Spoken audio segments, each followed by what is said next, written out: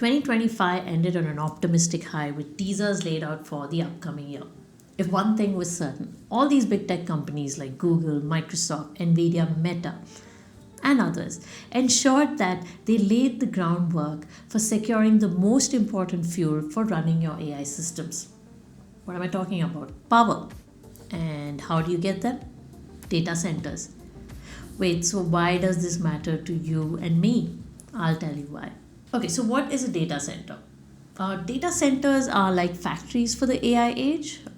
In simple terms, they're buildings with servers. And big tech companies want to control them so they can control the way AI grows. So, having control over data centers means you get to control the speed, the scale, and the growth with which AI progresses. The big tech companies that are churning out these highly capable models one after another require ginormous levels of power. So, obviously, their future roadmap would have this as an essential element. That's why you see all these frenzy for either setting up data centers or acquiring data center companies. Because why not just have them, build them, grow them, scale it? It's all under your control. And that's what these companies have been doing in the last few years. In fact, it has really spiked in the last few months. Here are a few noteworthy data center shopping splurges that big tech companies have done. Alphabet, the parent company of Google, has agreed to acquire Intersect Power, a data center and infrastructure company, for $4.75 billion. Microsoft, on the other hand, is part of a consortium with Nvidia, BlackRock, and others to buy Align Data Center, one of the largest global data center operators, for $40 billion. Well, we're talking billions. Kind of hard to get my head around that. Now, you must remember that these investments are in addition to the investments of setting data centers across the globe in US, Europe, and Asia. Well, that's another set of billions of dollars there too. So now the question is obviously, why does this matter to you and me? Apart from these big tech companies going ahead with building really cool AI models, the construction of these data centers is kind of affected on the people side, the consumer side, the housing side, the water side, and the power side. Without sounding like an AI doomer, which I am not, I'm just throwing a little hint on what these data centers have been doing in the US. Okay, so data centers don't just appear overnight. They take time to build. They require huge amounts of land. They require huge amounts of electricity to power them. And not just that, they even require huge amounts of water for cooling these data centers. So obviously, where does this pressure come on? The consumer side, the people living in and around the areas. In the US, the scale of data center expansion is huge. So obviously, the pressure is more and the pushback is even more. Areas around Sand Spring, Bay Cities, and in and around Arizona, there has been a huge pushback, and in fact, there has been slowing and blockage of data center expansion. What are they citing? Obviously, grid resistance, scarcity of water, energy inefficiency. And yes, it has led to a lot of blockage of data center projects across the country. It was reported that $64 billion of data center projects have been blocked or slowed down across the country, citing local pressure. Europe isn't immune either.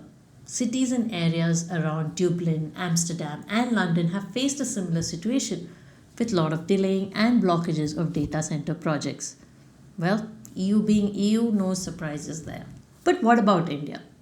Well, you must understand a developing country like ours is becoming a favorable bed for setting up data center operations by all major big tech companies.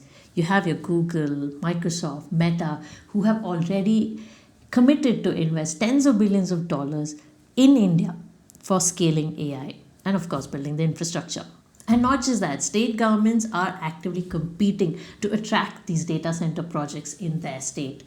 They are giving faster approvals, probably better incentives, and all this to position India as a favorable AI and digital hub in the world. And like a ripple effect, this is only boosting India's position in terms of manufacturing, employment, and growth. For instance, once a hyperscaler builds a data center, they're not packing for another 5 years. And what does this mean? It means repeated investment, economic stability, there's going to be more employment, and of course, the whole ecosystem that builds around it is going to be boosted as well. And these data centers, which obviously drive the demand for chips, servers, cooling systems, equipments, fits very neatly into India's Make in India push.